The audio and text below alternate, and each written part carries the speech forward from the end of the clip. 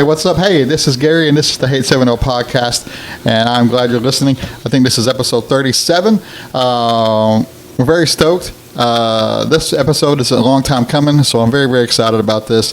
I don't have any I don't have any shows in front of me, but I believe Muzzle Flash. Today is August 15th, and Muzzle Flash has a debut release tonight, which is not tonight. It's actually August 15th. So you'll hear this on August 22nd. By then, it's too late. But I believe there is a show the next night on August 23rd. Make sure to go check that out. Lots of cool things. Lots of bands are doing amazing things. Our friends at Grandma Chandelier have released a new single called Restless.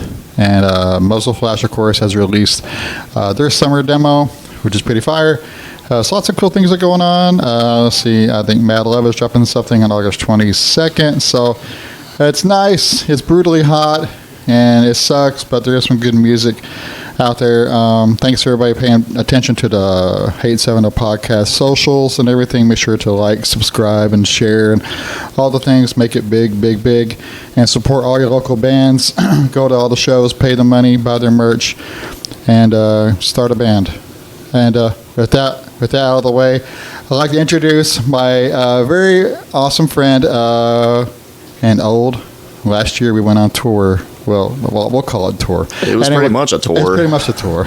It's my good friend Dylan Vaughn from Death Fog. What's up, buddy? Feel pretty good right now. Good, man. Happy to be here. Yo, it's been a long time coming. Yeah, I'm happy to finally be on a podcast. I know you had a lot lined up for this. Yeah, I had a lot. And I got some people on backup, and but I do have some people lined up, and it just one thing led to another. But now you're here. Yeah, well, I know in the future we all want to get on the podcast together as a band. Yeah, and that is possible. I think we have two more mics, and these are pretty good mics. They kind of pick up on so at least one person will have to share a mic, which is not a big deal. You know what I'm saying? So it's not a big deal, and it picks up super good. So. There is that. Yeah, these are pretty nice mics, not gonna lie. Yeah, they're good. And the sound quality is pretty good. My kid was like critiquing the podcast, and she goes, "I can hear him, but I couldn't hear him. It wasn't as." She wasn't as clear. I go, well, I say, well, if this person's talking right into the mic, it's gonna be a lot more clear, a lot more understandable. So last year, me and you, so we went on. I think our first show together was last July. Yeah, I think it was around July. It was at that place in Little Rock, Grandma Lolly's place. Yeah. It was a house show. Yeah, it was a house show. At Grandma Lolly's, it was hot. It was hot. I think half of my war paint sweat off that show. It was fun, but yeah, it was hot. It was awesome, man. It was awesome. And I was like, she was super sweet. She was super wonderful. She was a very kind person to meet. Is that place open back up now or no? I have no idea. I haven't heard from her in a while, and I actually haven't heard anything about that place in a while. I know some stuff happened not too long ago with that, and she had to take a break, but... She did, yeah. I think she might be back at it, maybe. I thought so. Let us know.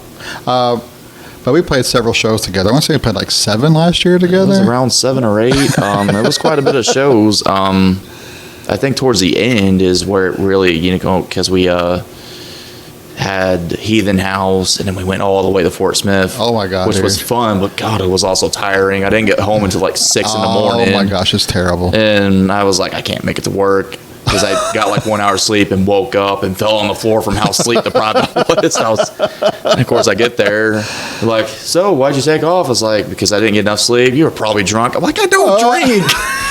And I just quit defending myself because they were going to believe that regardless of what I said. So I was like, if that's what you all want to believe, go right ahead. Yeah, I was plastered. You got me pegged. Yeah. They automatically assume just because I'm in a heavy metal band, I drink. Oh, yeah. It's like, I've seen you with that rock and roll. Yeah. I know your ways. Yeah, that's what they want to believe. Just let them believe it. I had to get sleep that day because we were driving home from the show, and the van started having issues. Well, we figured out the battery terminal was just not connected all the way. Oh, good deal. So luckily Chase and Zach was behind us. We got that figured out. So then we marched back to, Zach's house to unload everything. Coda. Then I get home and it's like 6:30. It's like, I have to be at work at 9, maybe an hour sleep. No, that didn't go well. No, that's not gonna work. I woke up, I'm like, oh my Lord, I feel worse than I did. That's not gonna work. No, it's gonna. I mean, it seemed like every show we played last year with you guys, it was hot. It was. I don't remember a time not sweating. So Heathen House wasn't as hot as it could have been, but it was just super humid. It was so muggy. We were sweating like crazy. And then when we got to Fort Smith, yeah, it was hot that day too. Because when we got there, me and my bassist were trying to find a bathroom. And for some reason, there's just nobody on that block that had proper working plumbing. So we had to walk, I think, 2 miles to a Walgreens just to use the bathroom because everywhere we stopped, sorry, our toilets don't work. Dude, what is going on here? Do you all not have plumbers or something? What's going on in the city? What's going on? Yeah. I remember the sound was super good. In case anybody don't know, Dylan plays guitar in Death's Fog. Mm-hmm. Yeah. And I should have said that. My bad. Anyway, but I remember the sound being so good. I was thinking that this, last night, I was kind of thinking about all the shows we did. And I don't know about you, man, but I'm kind of a bougie when I go, if I can't hear myself or anybody else, I'm like, I can't stand it. I'm like, but there was no problem with that. Yeah, I play loud. I turn my katana all the way up to 100 watts when I'm playing live. Even if it's mic'd up, I still have it loud. You're going to hear me, so definitely bring ear protection because, in my opinion, you ain't going to a metal show if you ain't having your eardrum blown out. So, I play loud. Kyle plays loud. Of course, you guys Zach. sounded... I'm going to tell you something. If you guys haven't seen Death's Fog lately, you guys need to see them. Because, man, I love what you guys are doing. You guys sound tight as ever. But, man, I saw you guys at that Something Art. And, dude, sounds super good. Better than ever. But, the new song is... Oh, Supernatural Psychedelics. Oh, so good, dude. Yeah, that was another song we kind of just accidentally wrote. And I said, hey, we're going to make it about this, an incident that happened with me. So there's actually a backstory to that song. Okay. And we just kind of went with it. It was definitely heavily influenced by, doom metal and Black Sabbath, of course. You hear... Oh, the Black Sabbath is all over that thing. Yeah, if you hear my playing, you definitely hear that I'm heavily influenced by Tony Iommi. So it's a combination of a lot of things going on with my guitar playing. Rest in peace, Ozzy. Mm-hmm. I do miss Ozzy. Dude. But, dude, he had how old was he when he passed? Something 76 or something? 70-something. No, I think he was actually 60-something. Because I thought he was in his 70s. No, he was actually in his 60s. But, he held out for that last show. What a life, though, man. Holy cow. Well, I'm not going to lie. He did say in one interview with all the stuff they did, he was surprised that any of them were still alive. So I'm like, well, that goes to show that sometimes the odds are always in your favor. I guess so. I remember, now were you influenced by I was going to mention something, I'll mention it later, but were you because where did it all come from? Where did Dylan first find the music you're kind of into now? Was there a gateway band or how did that occur? Have you always been playing guitar? What's the deal? So started when I was little, and of course my dad listened to a lot of Black Sabbath and Metallica, so all that kind of stuff. So that's definitely what got me into it. I've always had a fascination with guitar when I was little. Parents would never get me one for some reason. 18, I bought my first guitar. Nice. Got kicked out of my dad's house, so went and lived with a friend, joined a band. Band didn't go far. Then just kind of kept playing guitar off and on when, I was able to either keep a guitar because it either got stolen or or one broke. Dude. Yeah, I had a friend when I lived over in Gosnell area.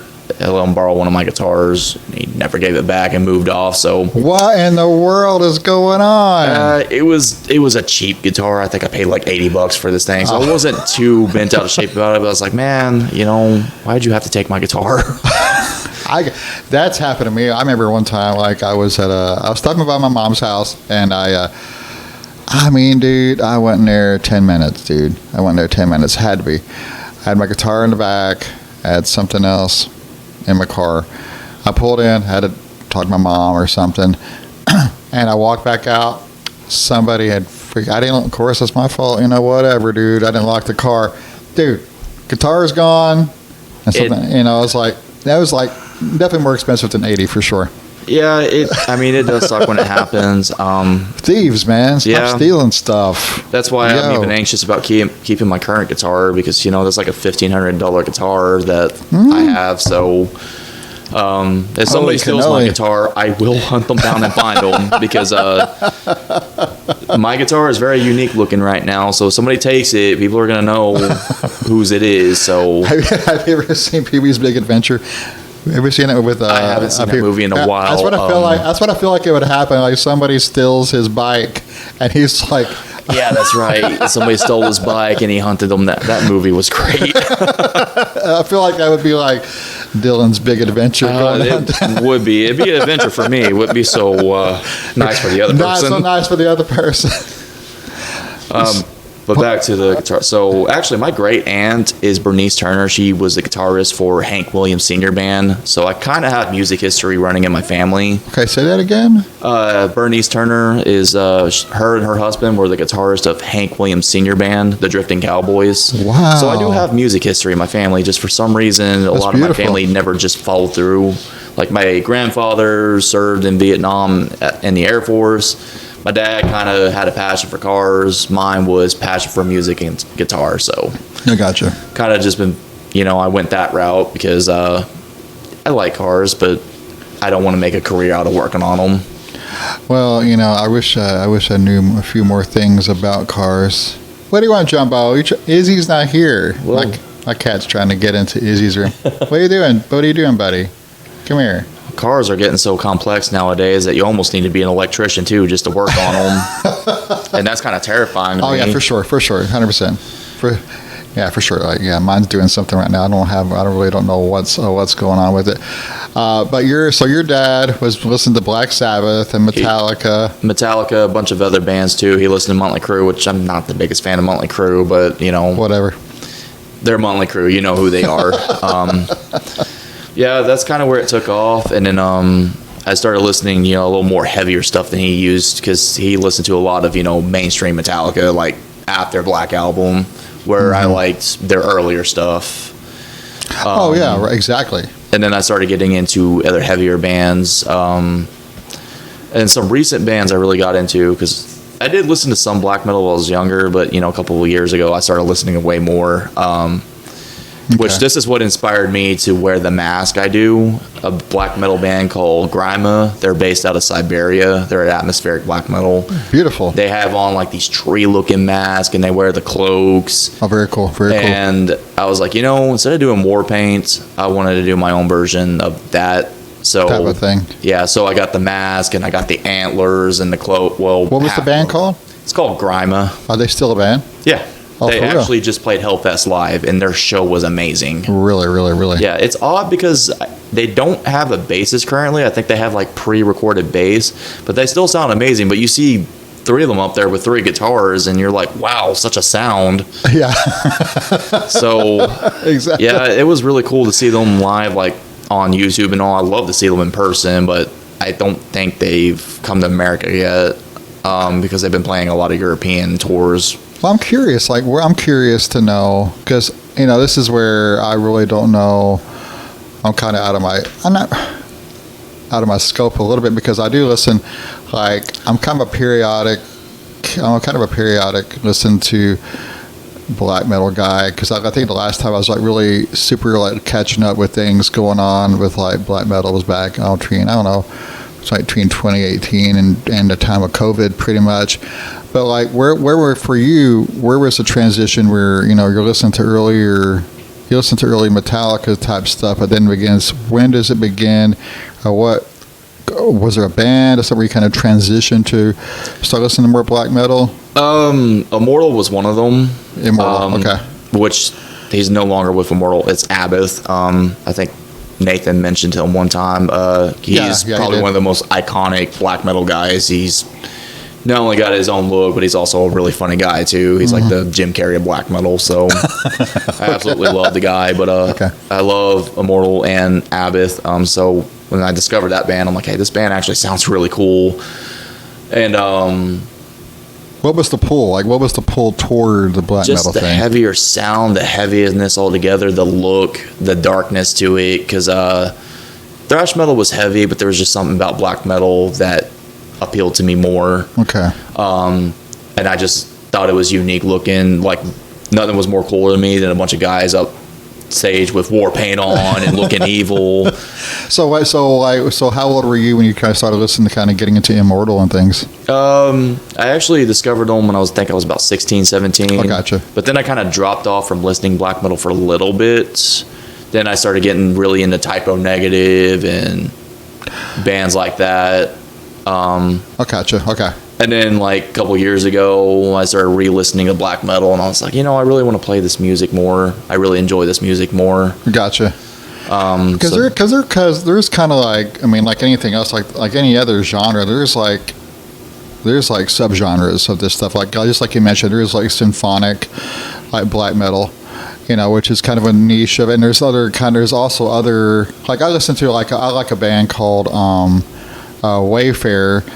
They're from I think they're from Denver or something, and they kind of influence. There's some black metal influences, but they also kind of have like this thing. It's kind of like some Western. When I say Western, I mean like Cowboy Days, like Western, some type of like influence on it, And so there are kind of like bands that kind of are influenced, but they may not. I don't know. So I don't know. What is it? What style was it that kind of?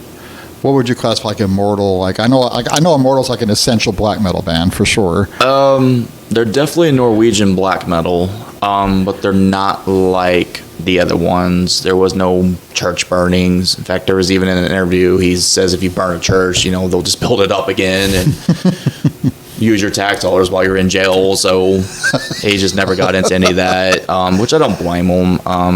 But like the sound of for like Immortal compared to like this grime band, like what would that be? I know because Immortal's it's an older band.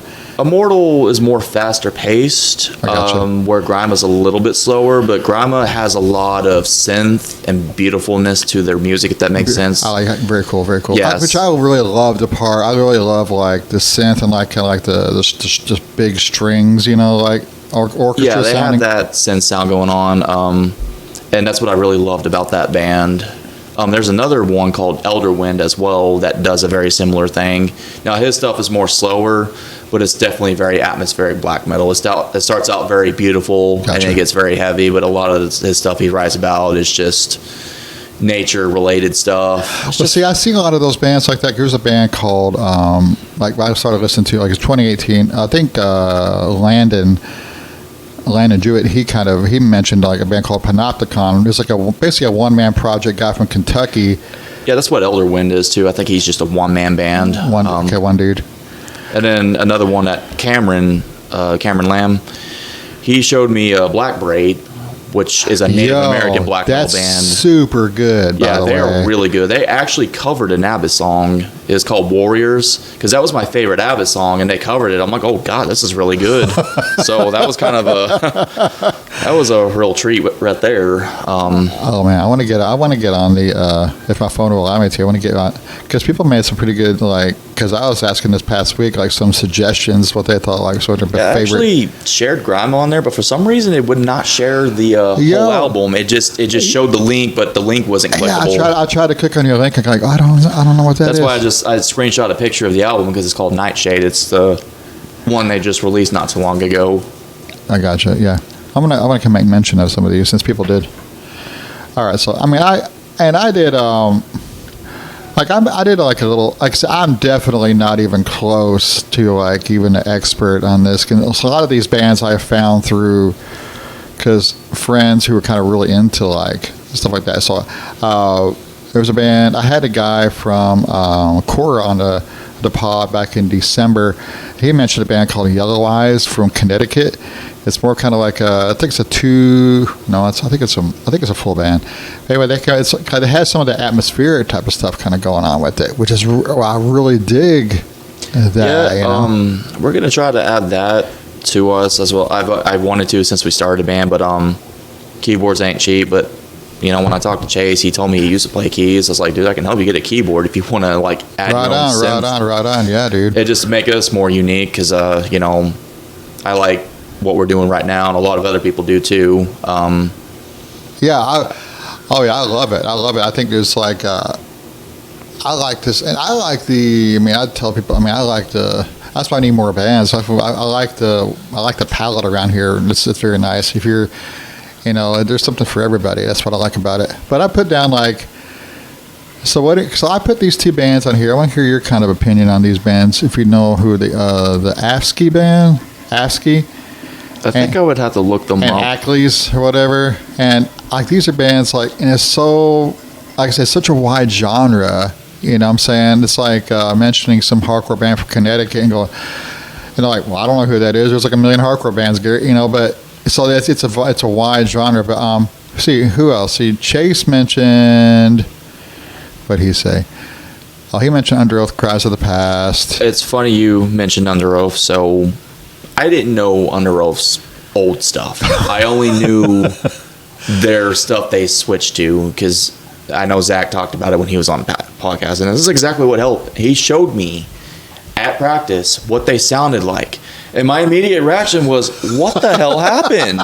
How do you go from that to this? You guys sounded awesome. Like, I know you guys called yourself a hardcore band, but I can hear the black metal influence in that. Well, they were totally like a black metal band. Because I remember I came back from Tulsa back in, I don't know what year it was. Anyway, I ran into a friend of mine. He goes, hey, have you heard, there's a Books a Million. He goes, have you heard this band called Under Oath? I go, no. He goes, listen to this. And it was that Cries of the Past record. Yeah, I go, that's fantastic. I go, I love it. But then I'm with you. They come out with like the next album after that was The Changing of Times. It still had some of the riffs or whatever, but it wasn't it wasn't full on like all the strings. Yeah, it was nothing like Cries of the Past. I was still like, God, how do you go? Yeah. It was so different and not really in the best way. It was like, man, you guys sounded so great. And what happened to you? Yeah, that whole album was heavy. I really enjoyed it, and I'm glad he showed me that because I'd have that album on as one of my favorite albums. Yeah. Of course, my favorite song on that album is Cries of the Past because I love how it starts out, and what the song is about was really good too.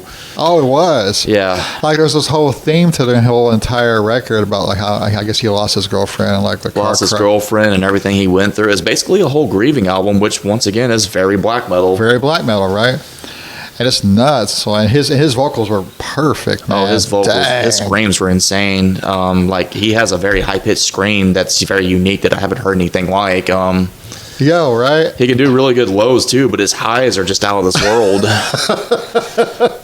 I got to return to that. I still haven't listened to that. I haven't been listening to that in ages. Let's see what else somebody mentioned. Somebody mentioned Cody Allen. Bard mentions Storm of the Lights, Bane by Dissection. A Door by Numera Norian. I would have to look that one up. Yeah. There are some black metal bands that I'm not familiar with. Same. And there's some that I discovered that I wish I discovered sooner. Is Decapitated? Weston Moore mentioned Decapitated. I think I've heard of Decapitated. I don't think I've really listened too much to their stuff. But there's a lot of bands they posted in the comments that I've kind of wrote down and going to check out. Abigail Williams. That's one Cameron mentioned. And I'm familiar with Abigail Williams. Who else? And of course, you got Wayne Brandt going Shania Twain. What the heck? What are you saying? There's a couple of them in there trolling. Behemoth. I know Behemoth really well. I think that's actually Zach's favorite black metal band. Heath Rogers mentioned Behemoth. Yeah, but So I was surprised, like the comments that I got. It was nuts.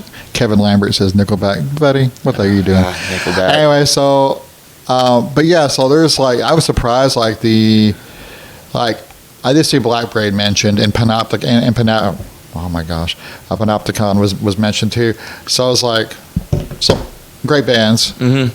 And it's tough to keep up with everything coming out. It's so there has been a lot of black metal bands from what I noticed. It's just that genre doesn't get talked about a whole lot. So it don't like So usually when you discover a black metal band, some of them have been by accident, and I'm glad I discovered them. I know. But if you want to discover, black metal, you really have to go looking for it now because it doesn't get talked about a whole lot. It don't. I used to follow a guy. What's his name, dude? Shoot, he has a YouTube podcast channel, and maybe the name will come to me, but he's a very unique guy. He he listens to really like what do you put it, like just really obscure like black metal that no one has heard of, and he listens to like obscure like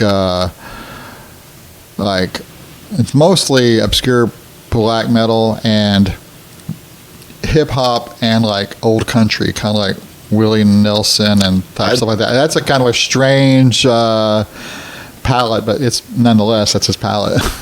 I mean, it's an interesting music taste. Yeah. I mean, you won't get bored because if you get tired of one genre, you got a whole nother genre to listen to. So do you listen to anything like when you're like, did you get black metaled out? If I'm not in the mood for black metal, it's goth rock. I do love Sisters of Mercy. My most favorite modern gothic band is Twin Tribes. I love their music. So good, dude. They're awesome. They are really great. Is that the one? Is that the one that Robert Smith showed up on? He did one of their tracks for Twin Tribes. I think so. I know they did do a cover of The Cure as well. Yeah. Do you listen to a lot of The Cure? Yeah, I actually grew up listening to The Cure, so beautiful. And of course, there was that episode of South Park where he had them featured on there because they have such a love for The Cure that they wanted to make him the antagonist and to take out the protagonist to take out the antagonist. I always get those two confused. Right on. But I know The Cure, Sisters of Mercy is my favorite from that era. Beautiful, man. That's awesome. That's awesome. Those bands I love those bands like that. Yeah. Do you listen to like Drab Majesty or like Cold Cave or anything like that? They're kind of like, some modern versions are kind of like just that kind of. My cat is determined to get in my son's room. He is not home. He is not home, sweetheart. Jumbo, honey, he is not home. My cat Spectre's the same way. Like every morning at 5 a.m., she is clawing at my door wanting in. And she does not stop until I let her in. Oh, boy. Hey, let me see if I can help him out 1 second. Jumbo, let me help you out, big guy. Honey, you have to see for yourself. He's not in there. Okay, he's not in there. I'm already scared of the dog. There's no one in there. Yeah, I'm sorry. He's like, I just want to get away from the dog. That's all. But yeah, man, like I really dig. Like I think it's just the like an '80s kid. I really love like the synth type stuff, and I really like I kind of really love the look and the culture and the sound of like goth rock and that code wave type stuff, you know. Well, that's what I love about Twin Tribes is, I showed a lot of people this band and they're like, let me guess, they're from like 1985, 1986. I'm like, no, this is a modern band, y'all. They just weren't afraid to bring back an old sound. They use the chorus guitar, they use the 80s sound synth. It's so good. It is. It's really great, and I love it. And I wish more band, and that's what we're kind of trying to do because go ahead. I know a lot of people use triggers on their drums. There's nothing wrong with that, but Zach is pure raw sound, and that's what I love about it. When you hear his drum playing, you hear his drum playing. Absolutely, yeah. Is that what Skull Family is doing? I never got to see Skull Family is apologies, I never got to see those dudes. If they're listening, I never got. They're really great, actually. That's awesome. That's awesome. I think before Creedence closed down, of course, rest in peace, Creedence.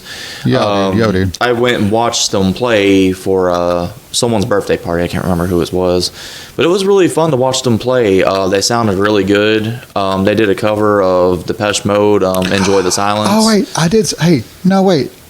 I was at a show they played at. I was at a show. I think they played. They opened up for, I think, Daryl and Derek and Trent had this shoegaze band. The shoegaze band they did one night and they opened. So I remember them now. Yeah, I like watching Skull Family play. It was really cool. It's good to see some gothic rock around Jonesboro. For real. I think they played not so long ago. I think it was in Memphis, maybe. I know they just recently played a show too. So props to those dudes. I need to get one of those dudes on the show. That'd be kind of cool, dude. That would definitely be really awesome. I'd like to kind of hear, because that's a really fun genre. I think kind of they're kind of like. I mean, I feel like black metal. I mean, what do I know? But I feel like they were kind of cousins for sure, because it seems like it kind of touches on the same themes. I'd say gothic rock, punk, and black metal are kind of a trio of the same kind of coin, because if you listen to the beats of black metal and then you listen to like really heavy punk, you kind of get the same kind of tempo and the same kind of sound. So, right. And I love the I mean, that's just like the. It's not like it's heavy like in musicality, but it's also kind of heavy in theme, as well, because you never know kind of what you're going to get to. I kind of lean toward kind of like, I like the existential, like kind of depressed type of mood type of stuff. That's kind of where I kind of linger. Like I listen to a band called I mentioned 1,000 times in the pod called they're from Philadelphia. They're called Nothing, and they're like this real shoegazy. Do you know them? Like this. I think I've seen them mentioned. I don't think I've actually listened to them. Like but their earlier stuff is really like what's the song? What's the album called? It's what is it? I think it's the 2016 record, but it's really about this kind of existential things. It's really just about, I don't know, like depressed stuff and meaningless type stuff. I think it's just a lot of the mood is real low, and it's not really so much. It's not really like Code Wave or anything like that. It's more like kind of like this kind of a dismal type shoegazy type of thing, like real low tempo, so real atmospheric, and you can kind of the vocals are kind of buried underneath like the music and stuff, which I love. I love like really good like shoegaze like that. But anyway, that might be something that's kind of like cousin to that. But like, so if you had somebody like, say you had like a black metal starter kit for somebody who's wanting to kind of get into black metal, like what would you give them? Like what's your starter kit look like? What? Are we talking instrument rise or like bands to listen? Like bands to listen to. Like, hey man, I'm really interested. Like what should I do? Where should I start? I'd say Immortal is obviously a good one because they were around from the 90s. They're definitely a classic. Of course, there is Mayhem. I'm not the biggest fan of Mayhem, but they're definitely a well-known black metal band. Gotcha. But they're kind of well-known for all the wrong reasons. Okay. Let's see what else. You also got Behemoth, which is another good one. There was another one. Bathory. Bathory is probably my favorite first-wave black metal band. Nice. They were really, really great. And I'd say my number one pick would obviously be Grima. Okay. Just because the heaviness, but the beautifulness, and of course all their lyrics are in Russian, but that's what makes it even better. Yes, being from Siberia. Yeah. Well, it reminds me of Rammstein. They always sing their stuff in German. Gotcha. And they do their stuff in Russian. It adds a uniqueness. I think it would sound weird if they did all their stuff in English with what they were writing about. So I got a book. I can't remember the title. I think it was about it's basically about times back in the day, about the gulags and everything else. How back in the day Russia, like basically they make people disappear. It pretty much. I think it's Archipelago, something about the gulag or whatever. I can't remember the exact title, but it's nuts, dude. It's like unbelievable. Like they send people off to Siberia and things like that. So it's like there's plenty of history and like oppression that happened that America we don't kind of quite share in. Yeah, it's quite a different theme here. But you kind of get like where that would kind of come from. I mean, you kind of get also to like where. Like, it kind of, obviously, when everybody talks about black metal, they're automatically go on to like, oh, that's Sweden, Norway, Finland. Those are automatically that's where all the legends are from, right? Well, I know Norway and all, with everybody's seen the Mayhem movie, which from what I read was not even accurate at all. Oh, for real? There was a lot to it that actually happened. There's a lot that didn't happen. Even the bassist was like, they didn't even come talk to us about how things went. They just made the movie based off of what they were told. Dude, that's not cool, though. It's really not, but I mean... You gotta be accurate, you know what I'm saying? Yeah.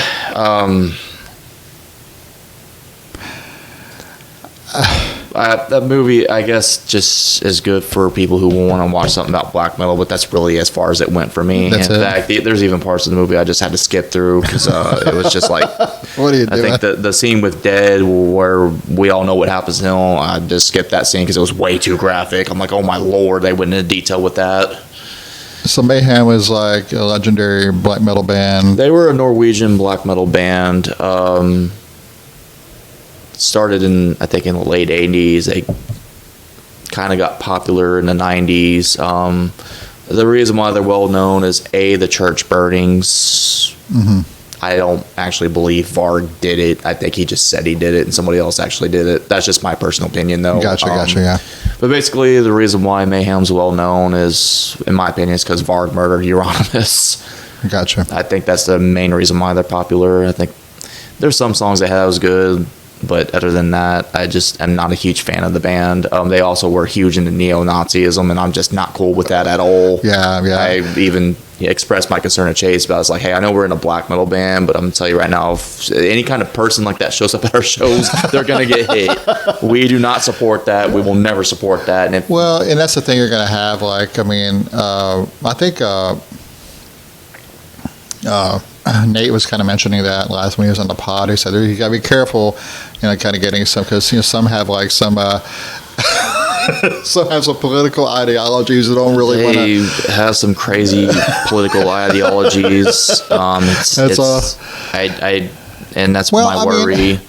And I think you don't cast out. You're not going to cast out black metal because some dude started a black metal band and has like neo-Nazi views. It's as we have that in hardcore, but you don't see it very much nowadays. But people, it's funny because I love the skinhead thing. But the skinhead thing is not a Nazi thing. It was always because before Ozzy joined Black Sabbath, he was skinhead, and then of course I think we saw the interview where he was heavily drugged up, obviously, but he shaved his head and it's all about. Especially if people kind of do the digging, you don't take much digging to find out that a lot of that was in solidarity, because it really started back in Jamaica with all the reggae and everything else and all the rock steady stuff. So, and it kind of people kind of in solidarity were kind of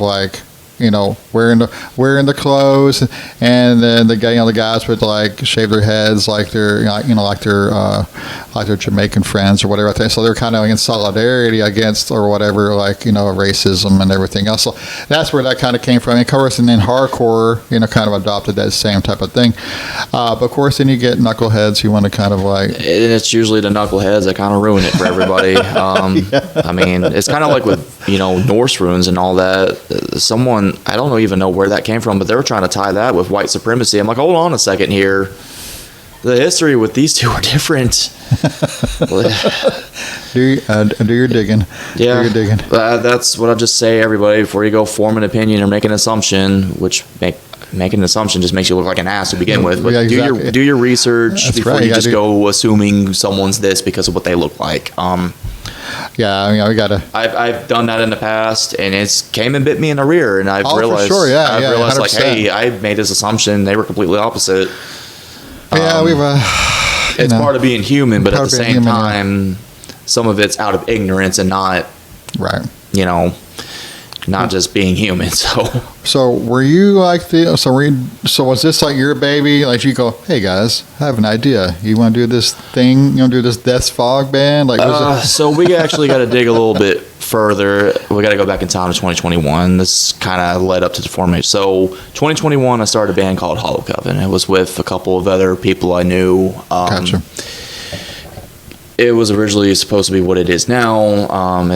I think about halfway through the band, things just kind of got out of hand. I had a guitarist who had an ego problem. Mm-hmm. He wanted it to be like an industrial gothic doom metal band. I'm like, dude, you're trying to mix too many things with once.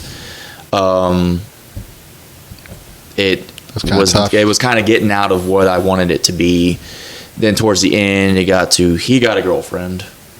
Stopped showing up to band practice to the point where one time we actually had to go get him and make him come to band practice just for him to practice for 20 minutes and then be back on the phone arguing with his girlfriend for another hour.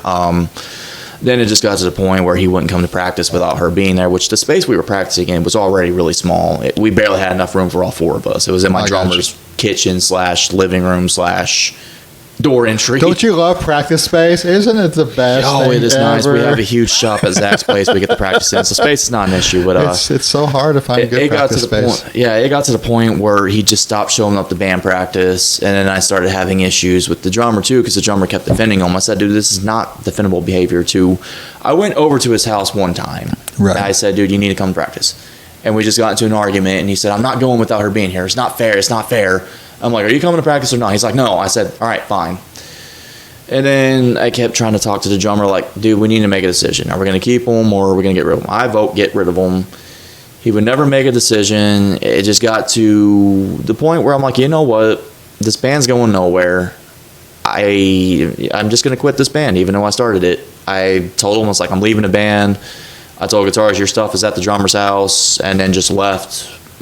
And somebody had to make a decision. I made that decision, and I talked to the bassist at the time. I said, it's up to you, but if you want to come with me, I'm going to do a different project without them too. And Zach, actually, this is where me and Zach first became in a band together. He actually didn't mention this in the last podcast, but we were in a band called Tomb of Withering. It was me, the old bassist from Hollow Coven. He actually became the lead guitarist, even though he kind of didn't really do lead guitar stuff. He just kind of did what I did. So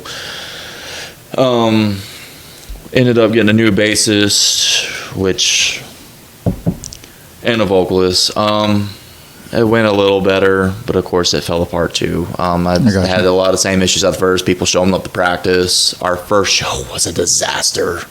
Oh, dude. It was embarrassing. I deleted it off of everything because they had me turned down way too low for some reason. Nobody can hear me.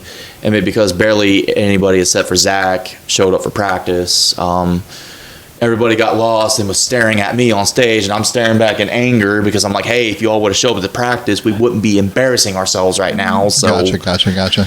The second show went a little bit better, but it was still not that great. And then I think it got to December, I started having issues with the vocalist showing up to practice.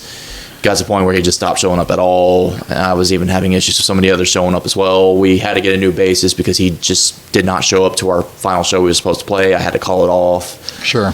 And then we ended up getting somebody in the band who really, she was okay at bass, but I can tell right now she was definitely not a bass player. But we just needed somebody to fill in. After that, it was December. Nobody yet again showed up to that practice, and I just looked at Zach. I was like, dude, this project's falling apart. Right. I think it's just time we do something new. Here's what I'm going to do. I want to do this, atmospheric black doom metal band called Death's Fog. I said, this is what I want to do. This is what we're going to do. Mm-hmm. I want new people. But, at the time, our guitarist was supposed to come with us, but when Chase was able to finally start making it out, I think he made it one time, stayed for 5 minutes, and then had to bail out for some reason, and then the next 3 times just not show up at all.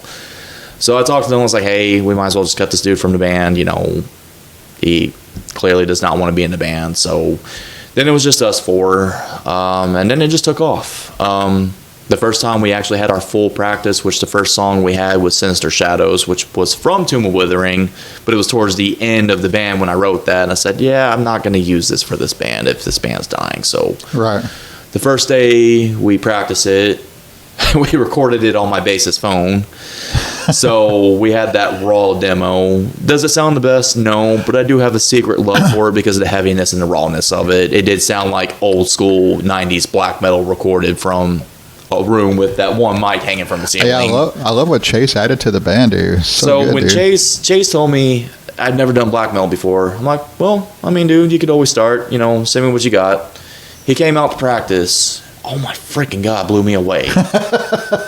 His screams were high pitched, they were evil sounding. I had a lot of people tell me, he's like, dude, he reminds me of Dead from Mayhem. I'm like, hey, it kind of does. I'm a huge fan of this. So kind of just took off from there. And then, of course, we had our first show booked at the house show with y'all, which I didn't even know who y'all were at the time until Chase told me about y'all. So, how long were you guys, okay, so Grandma Lolly's was in May, I think it was May 18th. So, were you guys, was it just like a month or two before that you guys were just got everything all solidified for a set and everything? Pretty much, yeah. We kind of put a rush on everything. We made it work.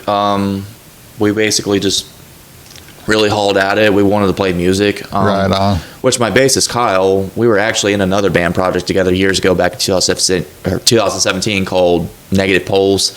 Well, he ended up having another kid on the way. My friend Lane, who was supposed to be a drummer, he also had a kid coming. I was also stuck at a terrible job in Blauville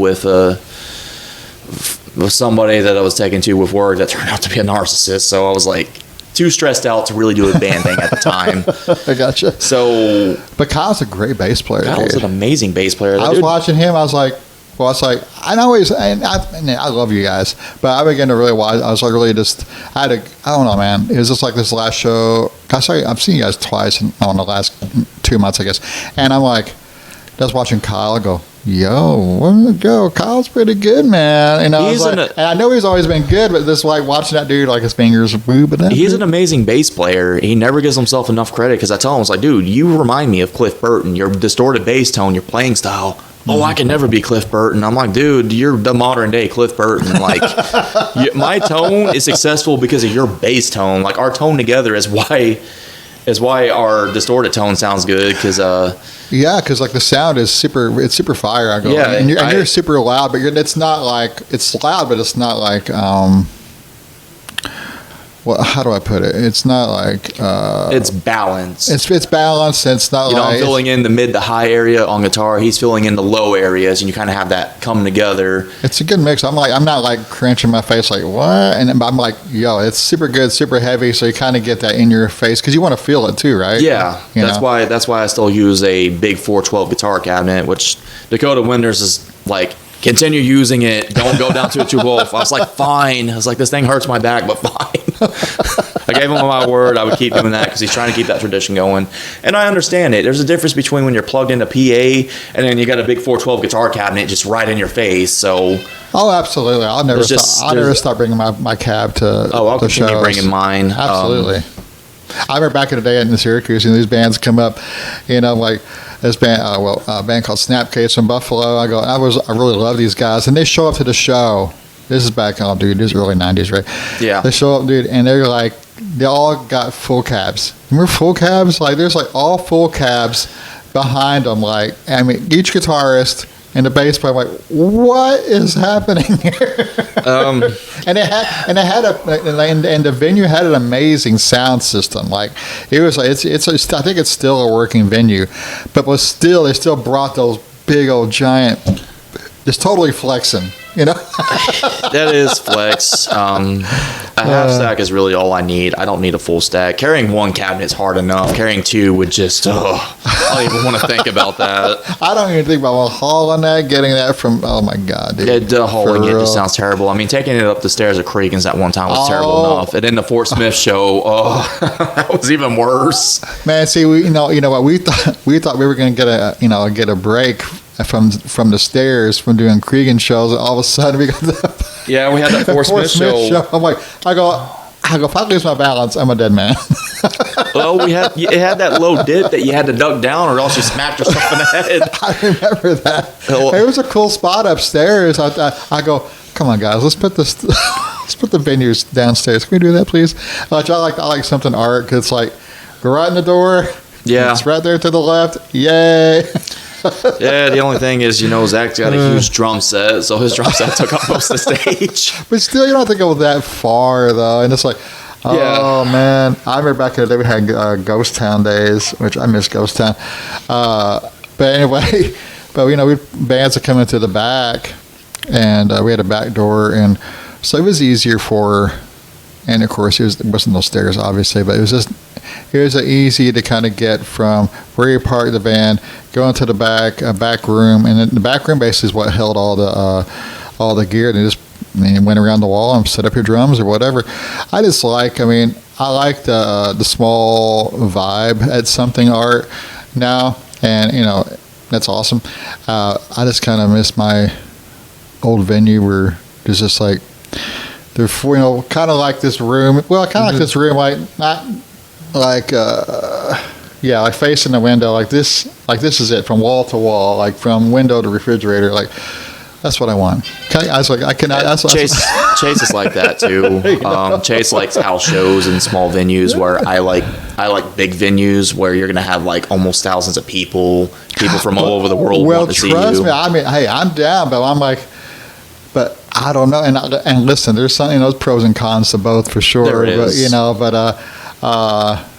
But I know people who kind of remember Krusty Krab shows where down. Zach was telling me about that. Oh yeah, it's crazy. He told me old stories about the old scene because I wasn't around for the old scene. I'm here for this scene. Yeah. We're creating our own stories now, right? Yeah. You know what I'm saying? Which is cool because years down the road, people are going to see us be like, hey, this is Des Fogg. Yo, right, exactly right. Yeah.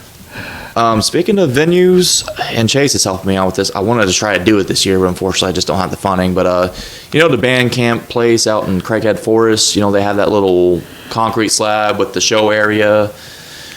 Yeah. Oh, yeah. I think you pointed this out to me before. Well, we're calling it Dead Steel Festival, and it's inspired by Dakota Winter's, Metal Mayhem Festival that he was doing. He did it that one year. I wanted to do my own version of it, but I was doing it for the bands, the fans, and just the scene. Sure. But I wanted to do it there because it's an outdoor venue, but it's got such a great layout, and you can have so many people show up. I need to go back out there, because it's been a minute since I've been out to Craighead Forest. It's right there by the forest. It's next to the play sets. And what I told Chase and Zach and all is not only can we, have a bunch of the local bands out there too, but since it's going to be a bigger area, we can have a lot more people come out and see us. We could also have a catering truck and all the kind of food trucks and you have all those things picnic like that. tables where you can set up your merch tables and all. Yeah, get it in a nice time of the year, man. Well, I planned on doing it end of October, early November. Oh, for real? Yeah, I was shooting for that date, but we have to go to the courthouse, secure a permit, get this, get that. Yeah, it's a thing, but you kind of to kind of count the cost. If it's worth it all, then so be it. It'd be worth it. It's something I need to do beginning of the next year and then set it for that date. So that way we have plenty of time to get it set up. It's a lot goes into it. Yeah. There's a lot goes into it. All the you got to cover everything. Mm-hmm. Yeah, you do got to cover everything. It's like, it's good to have a good team around you. And do we think about this? Do we think about that? Yeah, because I told Ty Crawford I wanted him as the sound guy because he's an amazing sound guy. I'm trying to get him on the pod really soon, so we'll see. He'd be a good one on the pod. Yeah, I'm really excited to get him on. I've been talking to him, so he's a busy guy. So hopefully soon, if not soon, it'll be probably later on, maybe November. But so I'm sure he has some. He's interesting, and I never really had a chance to kind of sit down and talk to him. He's a really cool guy.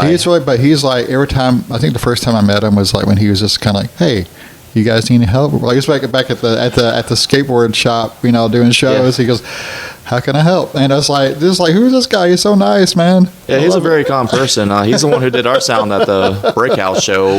Yeah, he did such a great job. Yeah, we sounded really good that time. It was like a redemption for that embarrassing show the year before. So well, listen, we all have our embarrassing show stories, and I listen to. One of my favorite hardcore bands is Incendiary. He goes, listen, you're going to have bad shows, you're going to have good shows, but but just keep doing shows. You know what I'm saying? And there's going to be things that happen. I remember one of my first shows with the Catalyst way back in the day, my guitarist said, I am no longer going to work for the remainder of this set. And how embarrassing, dude. It was like so terrible. That's what, I always have a backup plan in case. I use wireless guitar transmitters. They're just so nice because I don't have to worry about tripping over my guitar cable or anything like that. But I also have a backup cable in case it just decides to die or just stop working. So then I can just take them out, plug myself back up. Well, that's what I did that day. It was like, that was back in the day. That's before I had silver hair. Hey, I told the rest 40 of my pounds. I told the rest of my band, a couple of friends, that if I start graying, I'll look like Gandalf. I don't care. I'll rock the wizard look. Let's go for it. Yeah. I went to my. Last week I went to my my uncle's visitation up in Springfield, and he lived to a ripe old age. I mean, he's late 80s anyway. So we were there. So there's family there I hadn't seen on the Finn side for a very long time, and my wife, she goes, look around. She goes, everybody. She goes, not one balding man here. They said, at least you guys may go silver, but you guys never lose your hair. That is a good point. I mean, you may have silver hair, but you still have hair. Oh yeah. Anyway. I mean, I guess there's nothing wrong with being bald. People like it, but, shout out to all my bald friends. What's up? Yeah. We got a couple of those, but me, I'm like, no, I'm not going bald. I like my hair too much. But I'm like, how in the world did they get me? And I go, I don't seem like maybe I'm oblivious to the fact that I'm stressed. I go, I don't feel like I'm a very stressed person, but like maybe on the down low, who knows? But maybe you just manage stress really well. It's just genetics. Maybe I just kind of just like, nope, you're going silver at age whatever, and like it'll still be. It was gradual, very very gradual, but I'm fine with it. I'm pretty good. Okay. Well, I like that you kind of gave because it's Tomb of Withering was the other band. Yeah, Tomb of Withering was the band before Death Fog, and that was the one me and Zach were in. Well, you know what? It was so funny. It's like I remember when every band has their band chat or whatever. But I remember Corey going, "Hey man, friends and Tomb of Withering are playing in this show at this metal fest." Like, oh, cool, dude, cool. And I go, I've never. And so, but he was talking about you guys, which is so funny because I never knew that you were in that band. Yeah, well, what Death Fog is now was what that band was supposed to be, but the vocalist at the time was trying to make it into a hardcore band, and we're like, dude, we don't want to be a hardcore band. Like, I love hardcore and I love the scene, but there's so many of. You're exactly right, and I agree 100% with that. I think it's like we want to kind of get oversaturated for sure. Yeah, we wanted to play Black and Doom, but it just started going in a different direction, and then a lot of us just became unhappy. That's why I said when I started Death Fog, like, this is what we're going to be, and this may sound harsh, but if anybody tries to change us, which another guy I've recently found out, the vocalist I had before Chase came back, at first it started great, but his playing style was just so different than ours, and what he wanted to do was so different that you gotta stick to the vision of what you see the band. You know what I'm saying? It's really important. What his vision and ours, I'm like, dude, we're not changing.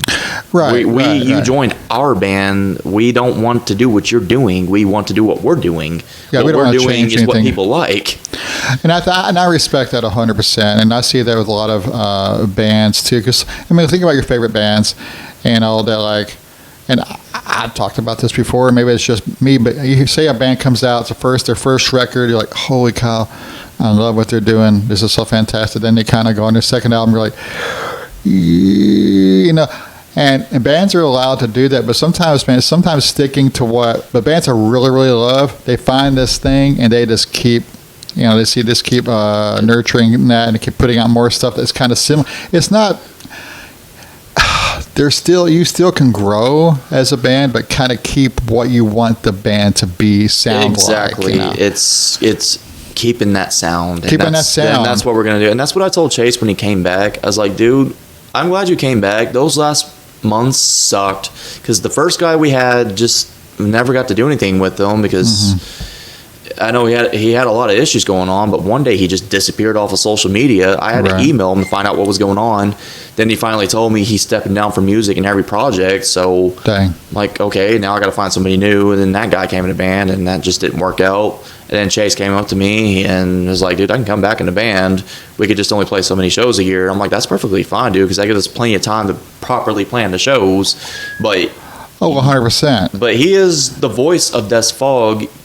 I can't. There's nobody else that's going to take that spot. Well, we are all our own Black Sabbath. Yeah, you guys kind of bring like we're like a river. We all flow together. You know, Zach's, yeah, 100%. We all come together on that, and I think you guys have. I mean, I noticed like playing shows with you guys. I think it's really important to kind of. Well, first I was just going to say that there is like a stage presence that you guys kind of give. But that's also. It's also credit to like you guys just meshing so well as friends and like as bandmates and things like that. We all were pretty much friends before the band. Right I was friends with Zach for a while. He told a story about how he met me at Cregan's, the big gothy booth. Yeah, he was spot on with that one. Yeah, that's when he first met me. That was my Peter Steele days though. I took a heavy influence type of negative for a little bit, so I was wearing the green shirt and the long black hair and the whole thing, boots, and yeah, it got me chicks. But then after a while, I'm like, I'm living in somebody else's shadow. I need to stop doing this and find myself.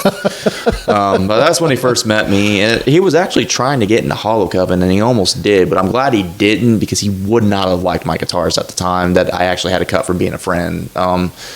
But he was almost going to be in, because I was going to invite him out to practice one time, and then my guitarist was like, oh, hey, we got a drummer now. It's this guy. Okay, you want me to go tell Zach to go screw himself then? Like, we didn't even get this guy a chance. So, but then he came to Tomb of Withering, and now he's with me in Des Fog, and we've been doing pretty good since then. I think so. It's good. And like I said, you guys bring like I said, there's a vibe, and I think Chase is he's a good front guy, but I think you guys as a band kind of bring like a vibe and a presence, for that sound, and whatever you guys decide to do from here on out, as far as like building like on the like your established sound. I think there's a you want to have like this established sound, right? Mm-hmm. But also you're kind of like, hey, we got some ideas we might want to kind of like bring into the mix, but it doesn't really change the dynamic or anything. We're actually already doing that, because there is some newer stuff I've been working on. So we're going to have Sinister Folklore Part 1 and Part 2. It's going to be a separate thing of how we're doing it. But there's some stuff we haven't played yet, and I told Chase I'd like to start playing. I know we got a show coming up October 5th with Pending Approval and Muzzle Flash. Oh, nice. So I told him, I was like, I want to start playing some of the stuff we haven't played yet, because everybody's heard our 4 songs we usually play. Gotcha. But we played Supernatural Psychedelics, and that was spontaneous. I said, let's just play it. And everybody loved it, because it was something different. It's fire, dude. And I told him, I was like, I want to play some of the other stuff we haven't played yet, because some of the other songs I brought were from the other 2 bands that we just haven't, It's that riff. There's these 2 riffs in that, and because I don't know, you might have to remind me, but like in that song, there's this riff that you just vibe on for a while, then it goes to this next part again. It's like this whole other like this whole hypnotic riff again. It's just perfect, how it kind of goes back and forth. I'm all there for it, what I'm saying? So I love it. Keep that coming. It started with my bassist playing a riff that I liked, and I kept telling him to play it over and over again. That's how a lot of our songs went, was my bass player playing something cool, and I said, keep playing that, let me write this guitar part to it, and that's just how our songs come along. That's why I say he's such an important asset to my tone and to the band, because he's crazy on bass, and he does all these crazy things that I love, and we create songs out of it. And then Zach will start listening, he'll get on the drums and start getting the beat. Then Chase tunes in, and he's like, I'm gonna write some lyrics for this. And that's just how we all come together, and I love it, man. That's good. That's magic happens. That's that magic we got. That's a lot of and the cool thing about Chase, I got him a mask too. He's gonna, because he did the black metal, and I got him the same kind of cloak I wear on stage. I gotcha. Because he's like me, he gets hot on stage. That's why I didn't wear that one we did in that video y'all did, because I was burning up and I kept tripping all over it. Oh yeah, props to Dylan for helping out with the God Don't Sleep video. Thank you for that. That's so great of you, man. I actually enjoyed that whole thing. That was awesome, man. That was so much fun. The video was fun. The part Alex Turpin's Jeep lights. Oh, they had me face his Jeep lights for the shoot. And the whole time I felt like it was like a old Greg moment. It was like, I'm old Greg. I'm like getting blinded. See, in that video though, I thought it was like you were looking, I guess my perspective was like you were facing the camera, but the lights were behind you. So there was that shot too. Why they're blinding you? Why can't you just turn around and still? So first they have me facing the lights. They're chasing me, and then they catch up to me, and then I turn around and do that whole, the whole thing. It's so good though. It's so good. But we had to take that shoot for a couple minutes. But God, facing Terp's lights, I was getting blinded. I'm like, That's why I kept making all the old Greg jokes. And then when I was facing Lonnie, it was still kind of muggy out. So my eyes are blacked out, but some of the sweat runs into my mouth. I'm like, oh God, this tastes terrible. And Lonnie's like, damn it, Dylan, you're making me laugh. I was like, I'm not trying to. This tastes terrible. It's like a very bitter charcoal sweat. I was like, oh, this is awful. Well, that was our theatrical debut. Yes, it was very fun. Shout out to Nate. That was nice. Yeah, OG to Nate. That was a really fun shoot. I actually want him to do the. We're planning on doing a video for Death's Fog. Oh, nice, dude. You should. It's of course going to be somebody getting chased by the Wendigo. I still am trying to properly plan it. I kind of wanted Lonnie's sister Tanya to be in it. Very cool. Very cool. I was like, I want there to be a female Wendigo. You kind of fit the perfect profile. You're very muscular. You're tall. Right. You kind of look like that woman somebody doesn't really want to, make mad. So, which I don't mean any offense by that, Tanya. I love you to death. But Tanya's rad. I love her to death. She's a really good friend. But I told her, I was like, I want to make you this scary Wendigo. I need to find somebody who's, going to look. And I'm trying to say this without sounding like a jerk, but I need somebody who has that natural victim look, like. And then she kind of just mentions, I might want Lonnie to be this person because I need somebody who's tough. I'm like, oh boy. So then what happens if he starts swinging? I'm running off. I ain't getting involved. But she mentioned that. I'm like, we can see what may happen. I'd love to have I wanted Lonnie in the video anyways. I want a lot of the local scene in this video. I like that too. That's something like I think there should be more of, kind of like to involve like I wanted scene in like all the projects and things. I wanted Alex, I wanted Brent, I wanted everybody in it, and they're like, and they kind of asked me why. I was like, well, in the Wendigo folklore, they have a power to, possess a lot of the people's friends and family to turn on them. Right. And I was kind of like, somebody running away, and then they encounter me, and I turn around and look at them, and they're like, oh God, this person. So, and the whole time it's just them running from the Wendigo to the end, just, maybe all of us kind of having a circle, like, hey, you're doomed. And then here she comes running, and just the video cuts out there. That's like part of my idea for that video. And then of course, there's gonna be when we did the film where we shot the video for y'all's video, that big land, I kind of wanted to see if Lonnie would let us shoot out there, but us playing and maybe have like two fires. Of course, when the field's not dry, of course, last thing I need is the whole field burning down. Right. But doing something like that, I just have all these crazy ideas, but I wanted, the whole scene to be involved with it. It'd be kind of cool. You just had to get a hold of Tanya. Oh, and shout out Haven. Her kid has a birthday. I think it's today.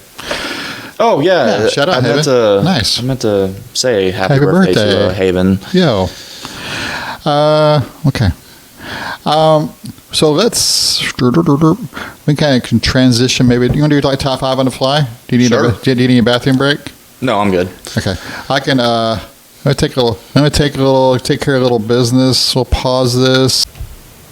Okay, so we are transitioning now to the top 5 on the fly. I got my new cup of coffee here, and we are going to talk about top 5 influential bands that have influenced us as guitar players, and musicians, and songwriting, and the whole 9 yards. So I'm going to let you start, or would you rather me start?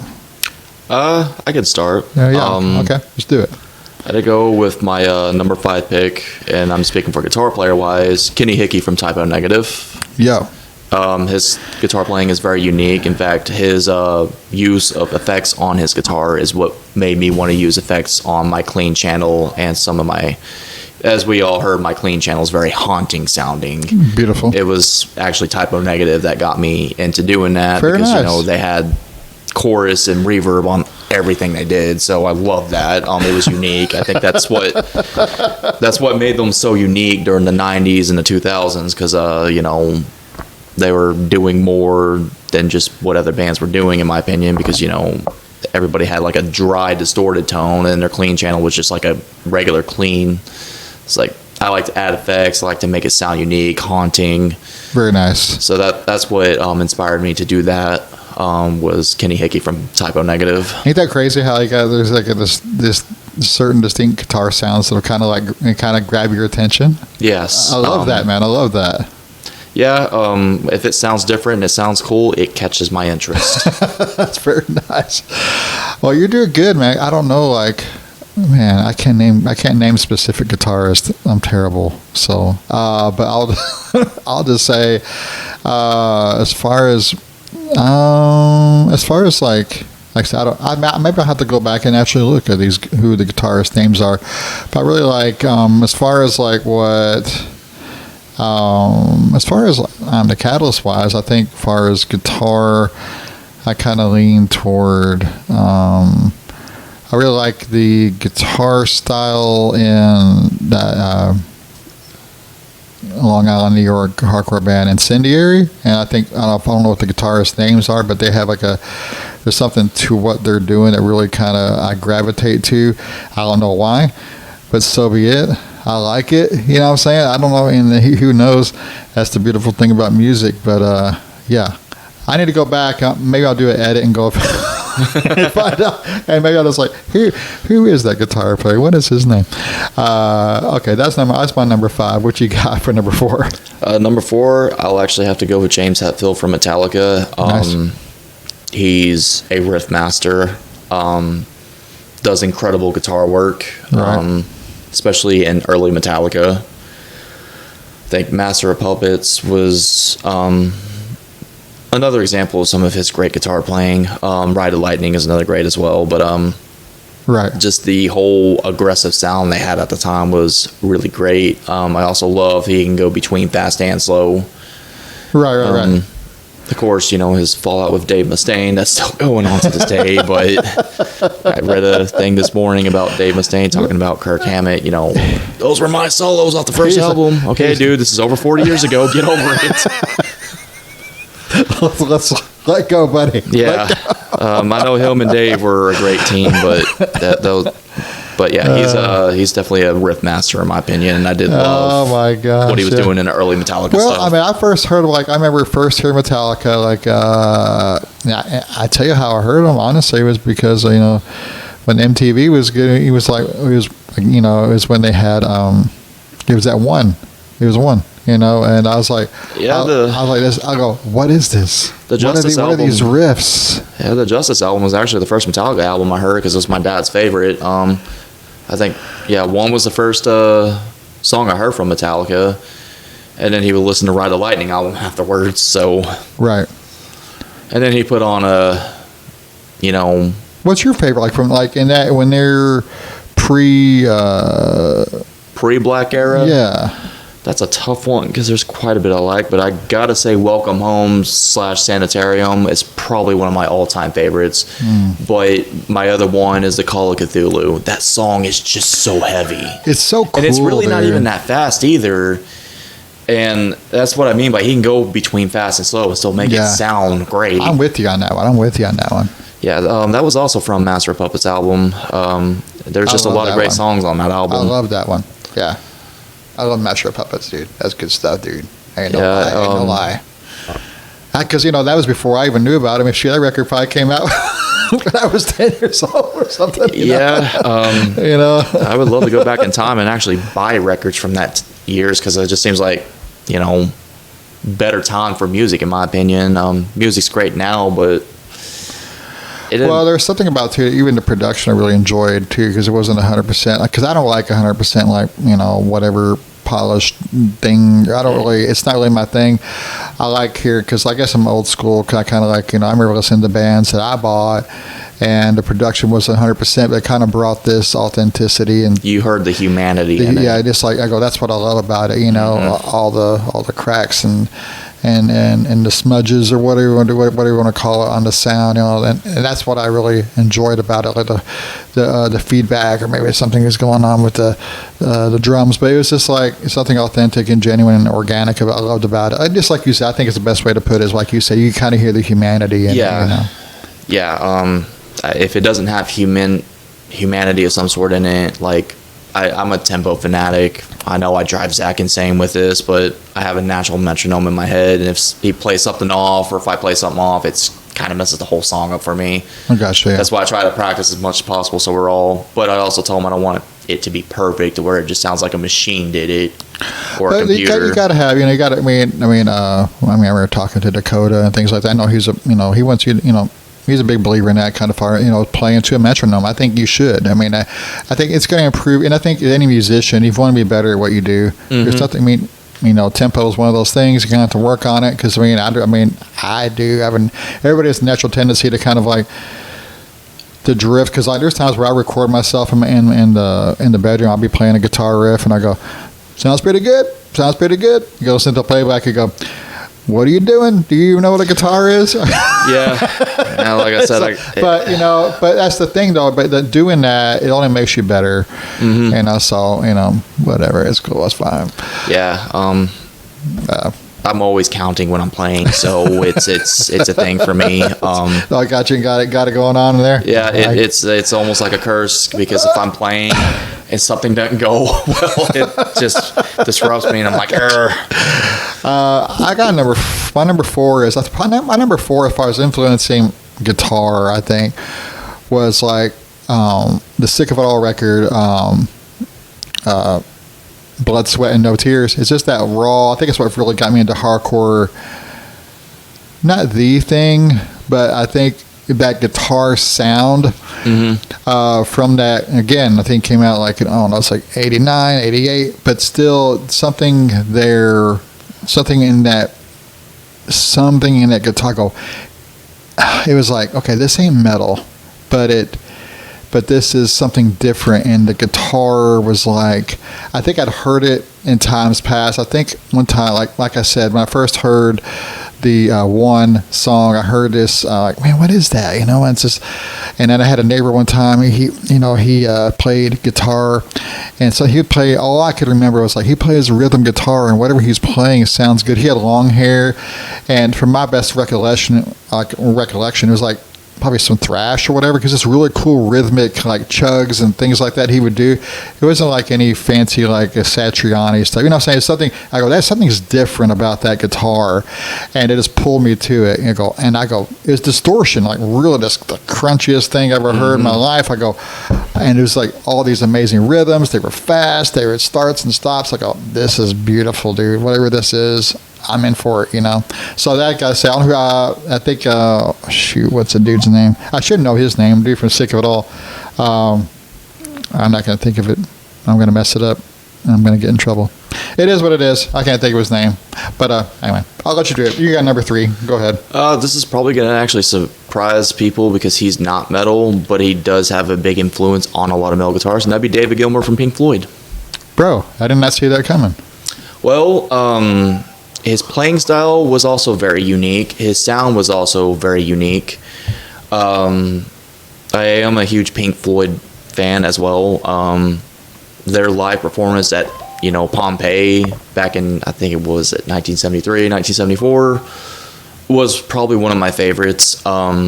His playing is very unique, but it's also not, it's pretty simple too.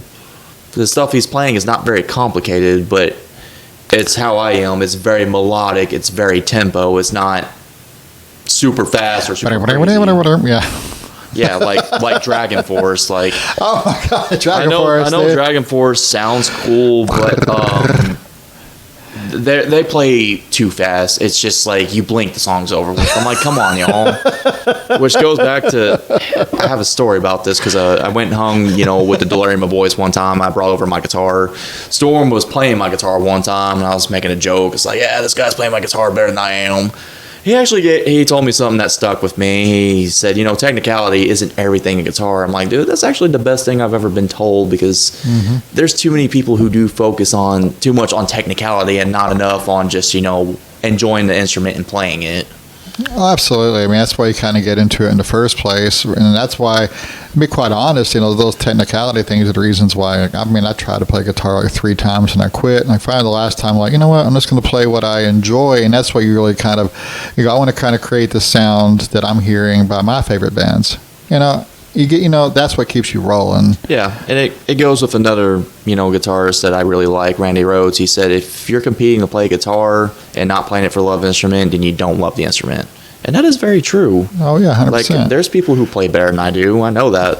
I don't care because I'm not competing with them. Yeah, I don't care. I didn't really get into this to kind of be all like competitive and everything. I like writing good songs, and I write them within like my own capabilities, you know what I'm saying? I can't play beyond what I have, and I think as long as you're doing that and writing, because to be quite honest, some of the I still think sometimes some of our favorite songs are like songs that are simple, it's genius. I go, wow, why didn't I think of that? You know what I'm saying? Well, I mean, a lot of Black Sabbath songs aren't hard to play, but they're great. You know them when you hear them. Exactly right.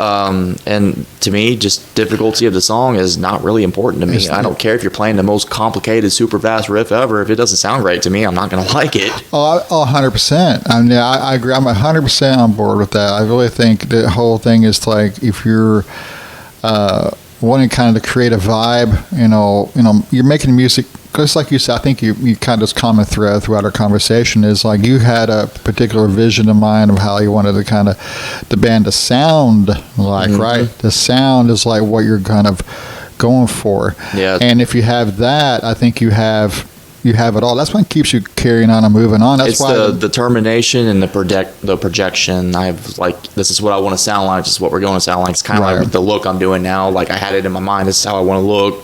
Yeah, the whole thing. Yeah, and that's absolutely. So I think it kind of it carries out like the individual artist, but also like kind of the corporate artist or the band or whatever. So if you, and what's so great is I think that's what makes a band so great is kind of finding a group of guys or gals that kind of feel like that are like-minded, like this is what we want to do, and that's a beautiful thing because they're all seeing the same thing, right?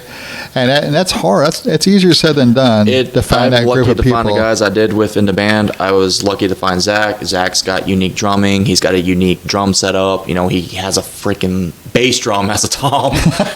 You don't ever see that, and it sounds amazing. It sounds good. You got Kyle with his distorted bass, which I love because it's a key to how my tone sounds great, and you got Chase with perfect, yeah, his high screams I absolutely love, and he can do really good growls too. Right, and he's just a mastermind when he writes the lyrics. It's like, hey, this is what I want the song to be about. Right. He writes exactly what I want it to be about. So right on. We all just have that magic.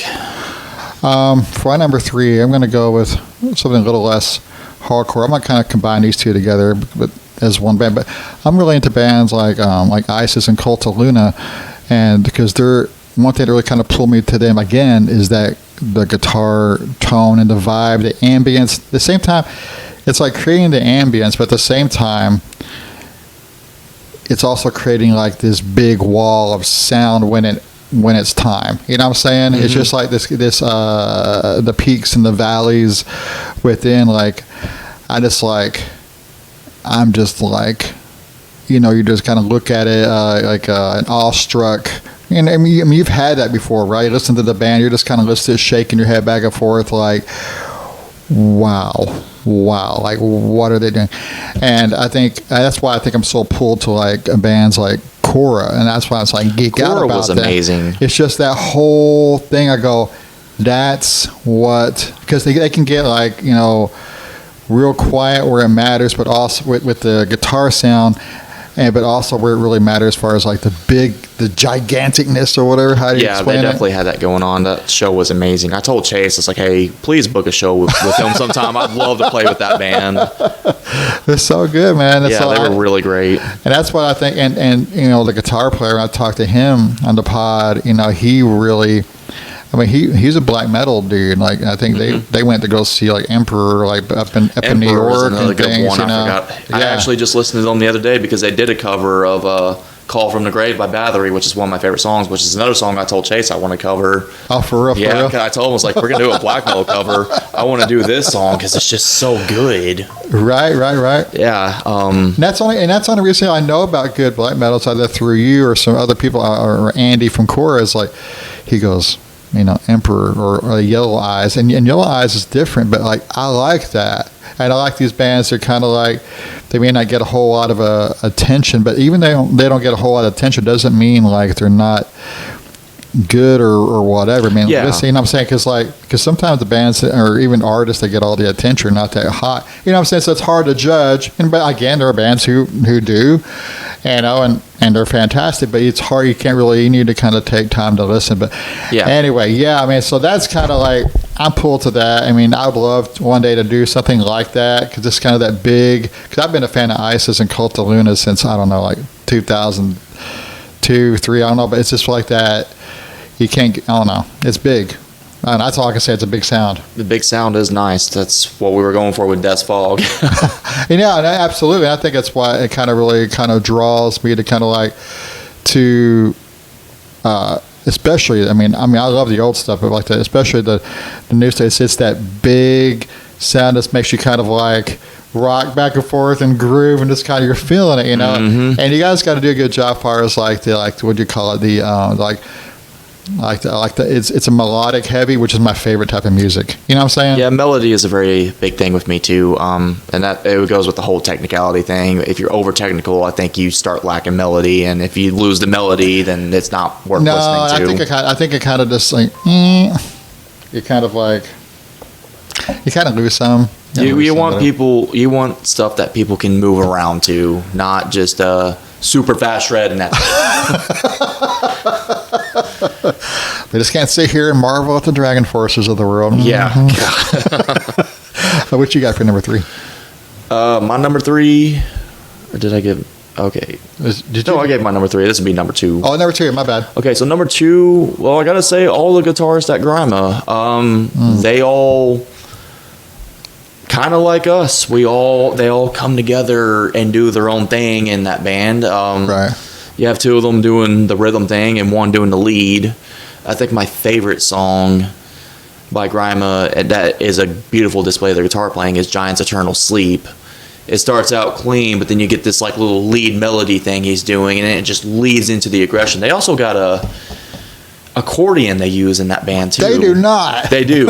I love awesome. it. That's so good. They use accordion too, and I'm like, what if a black metal band does this? What? So yeah, I gotta give it to them on 3, and not just on guitar wise, just music in general. They're so great at I it. love the risk. I love that so much. That man. risk paid off because that accordion blends well with what they do. That is so cool, man. Yeah, That's so absolutely cool, love it. dude. I remember hearing bands like when I was like before, man. I didn't know it was black metal back when I was just like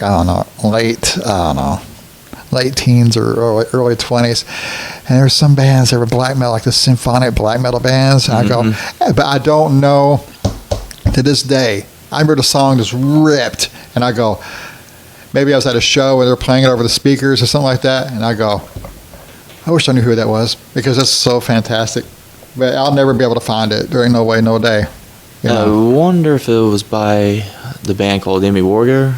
I don't know, man. It might have been because they do a lot of symphonic black metal too. I mean, it's this wall of just like strings and like this horror choir type vocals, like that is just like so big. I'm like, yo, Man, you got me interested because that's also up my alley. This is super fire. Okay. Okay, my number two. I mean, okay. I mean, I know they're popular and everything, but I really like Isaac Hale from like Knocked Loose. Like I love his guitar writing. And so like I know they're super popular or whatever, but I just it's really just to being able to, and I think it's one of those two. I think the reason I like him too, because he's able to kind of, I've heard seen interviews, like he's able to kind of create a mood too. You know what I'm saying? It's kind of like, because he does kind of pull, I think, from like kind of creating like this horror type aspect, but keep things heavy and keep things noisy and keep it interesting. You know what I'm saying? Which is really tough to do and everything. And again, it's not super technical, but it takes talent to play. But at the same time, it's not. It is creating a vibe. It is creating an atmosphere. Like, especially you can hear that in the last record. So, and you can hear that in the last. Yeah, I mean that one what's the Fabric of Life, that record. It's like you can hear in that too. So much respect. I mean, and that might be a little. I don't know. It is what it is. I like it. I enjoy it. Well, like I said, I can't help it. Because it's like when you hear it, it's almost like I don't know if it's the same for you, Dylan, but like sometimes when I hear these guitarists, I do these like the guitarists we have mentioned. It's like I'm hearing like, yo, that's like I've always wanted to kind of do that type of thing they're doing, and it resonates. You know what I'm saying? Does that make sense? Yeah. Okay. Yes, because that's the same way for me. I hear what they're doing, and it inspires me to want to do the same, but do it in my own way. Exactly right. Because if you notice, I do a little bit of like kind of tremolo playing in my riffs as well. I'm either bending the string or doing a little tremolo thing in some of the stuff I did in Supernatural Psychedelics. I gotcha. 100%. That's rad. What do you got for number one, though? This is probably not going to surprise anybody, but I do save the best for last, and that'd be Tony Iommi from Black Sabbath. He's probably the most influential guitarist for me because, well, you hear it in my playing. Right on. Not just from, the original Black Sabbath members, but, you have 3 different Black Sabbaths. You had Ozzy, you had the Dio era, and then you had the Tony Martin era, which was very underrated. The Headless Cross album was a very underrated album. And then another one I liked when Dio came back, he did Dehumanizer album. I think that's what it's called. Mm-hmm. There's a song on there called After All / The Dead, and it's probably one of the most doomy black metal songs I've ever heard. Dude.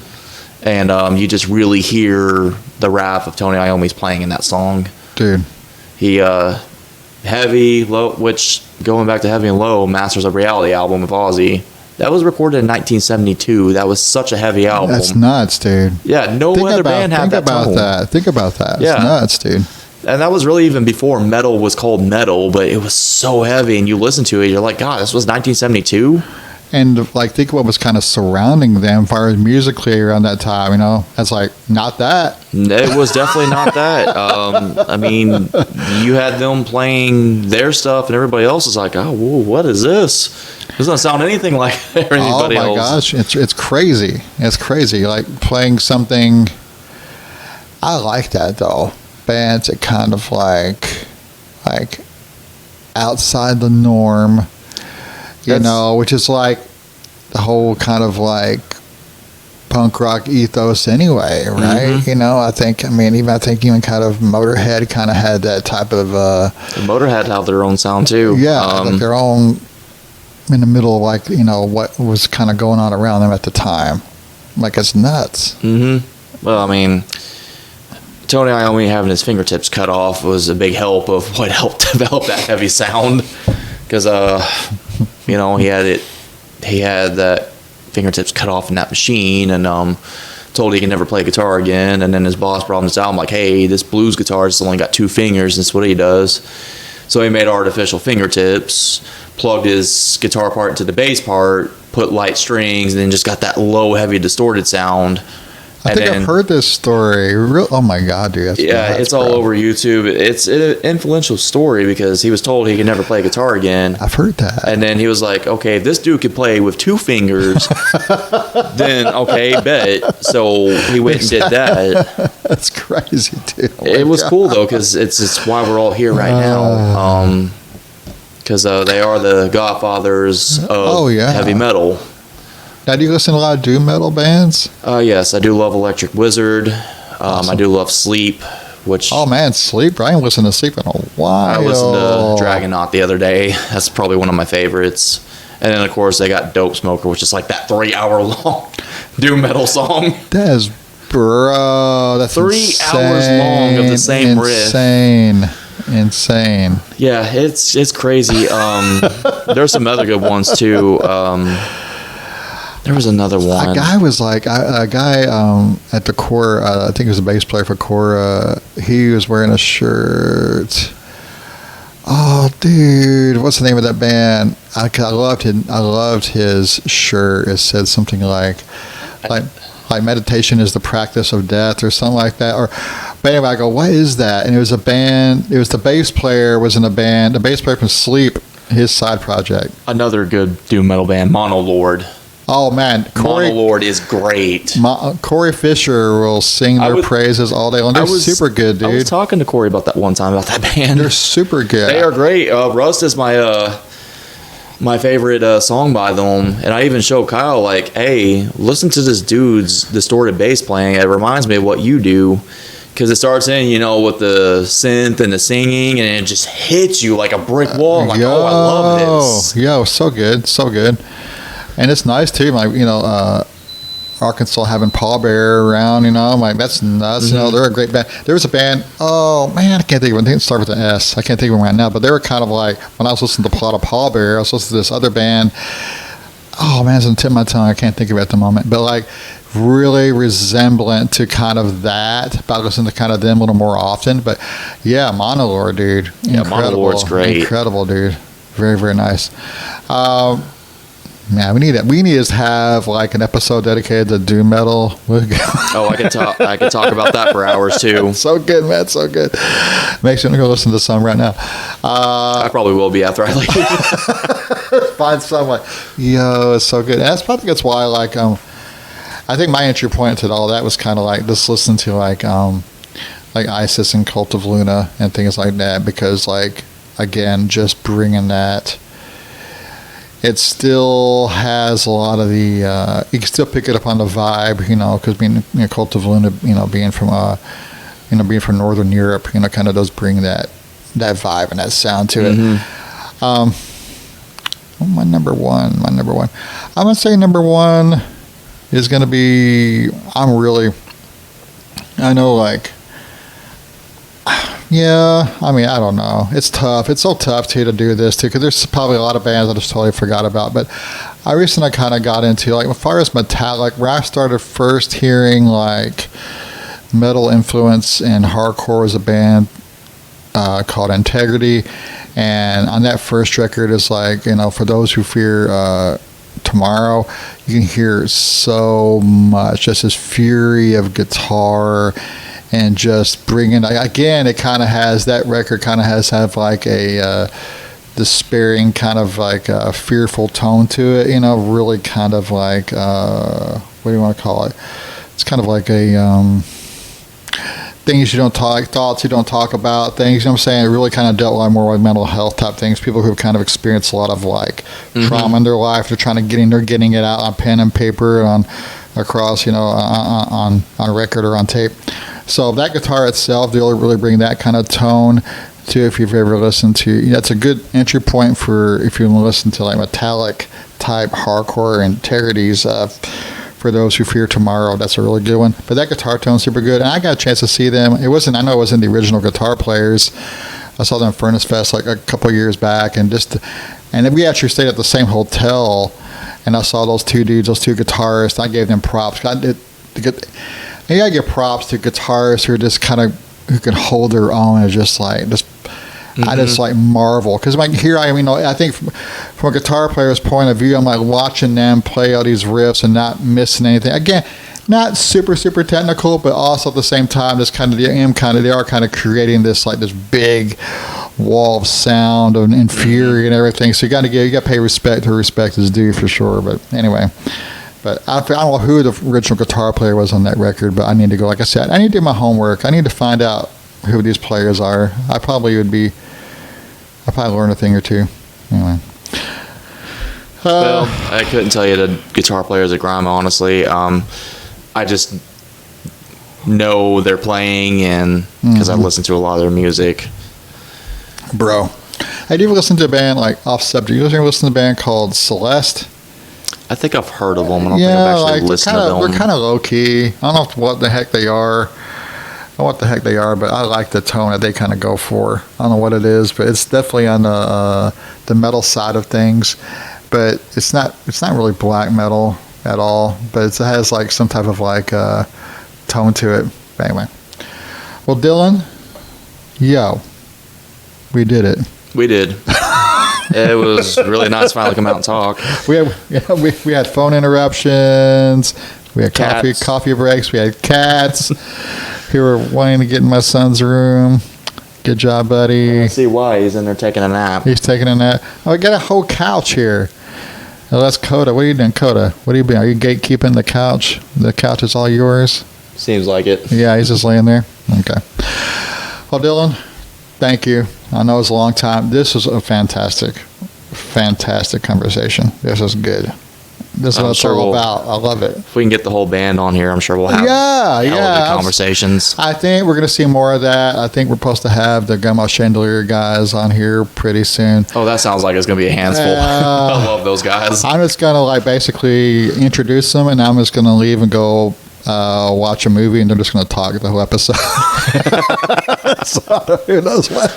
But that should be a good time. But yeah, absolutely. We can set that up whenever, as soon as you want to. We'll set that up before you guys want to come back and just have everybody on the pod. I'll talk to the bands. I'd enjoy that. Yeah, I'll talk to the band, see when we can all come out. Yeah, it'd be a good time. That'd be a good time, because especially with everything kind of brewing and everything. I think I like band pods because I like watching the bands kind of interact. You know, The Muzzle Flash one was good. Muzzle Flash one, that was fun, and you find out some independent approval guys were really cool too. Yeah, they were also cool too. I'm actually looking forward to meeting all of them. I think I've met them before, but they are great. I'm terrible with names. I'm going to be seeing them all October 5th because we're going to be playing there with them.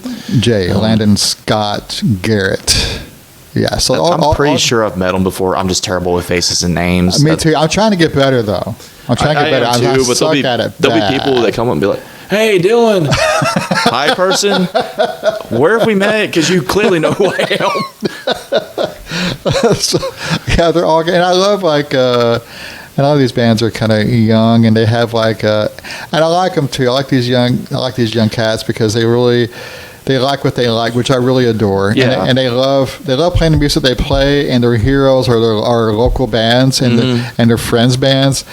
And I just love it. And they, Landon shouting. I love Landon's all like, I go, so what do you even listen to? He's like, honestly, like Natasha Bedingfield. I'm like, I love it. And then he goes, I'm like, so what? Black metal records are like, or what are the best black metal records? He's like, Panopticon. I'm having trouble with that word today.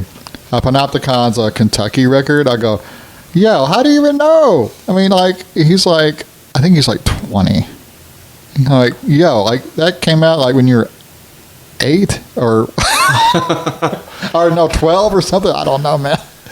But yeah, I mean, I love it too that you guys that we're. And I really do. I really enjoyed like last summer. That was a good time. That was a fun time. That was a good time. We got to hang out at the Heathen House. It was a heck of a way for Death's Fall to take off too, because that was like more than what we've done. And the other two bands combined together, we played. It was a kind of redemption story type of thing. It definitely was. We had a blast. We got to travel. We got to play shows. Yeah. And I want to keep that going. We had that one weekend back to back, and I loved it. I cherished it. It was good for us to kind of, even as friends, for us two bands to kind of get closer and kind of tighten it. Yeah, it was nice going to the diner after the Fort Smith show. That was we ate at this diner that was really nice. We actually met some people who wanted to get pictures of us, and I remember someone trying to get a picture of us, and Corey just walks in front of me and be like, "This is what you want a picture of?" I'm like behind him, flipping him off for walking in front of me.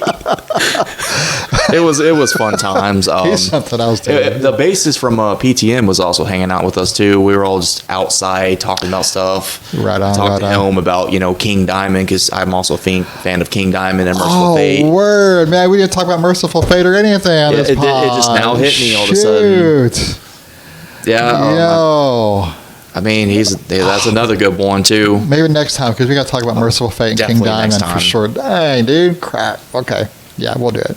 Most definitely. Well, Dylan, thank you so much. You're a good friend. I love your band. I love your sound. You're a great musician. I love you and all that, all those things. But you cannot stay here. I got a thing I got to do. I got you. So you have to get out. You have to get out of my house, pack your stuff. But in all seriousness, thank you, man.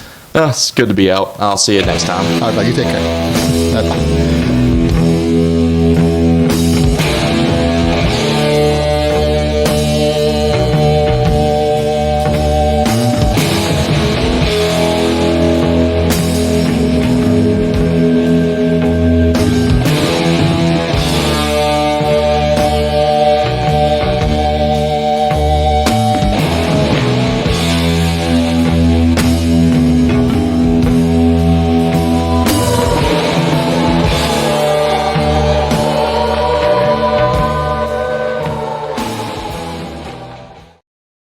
Hurt your feelings, you don't want to work with me anymore. Okay.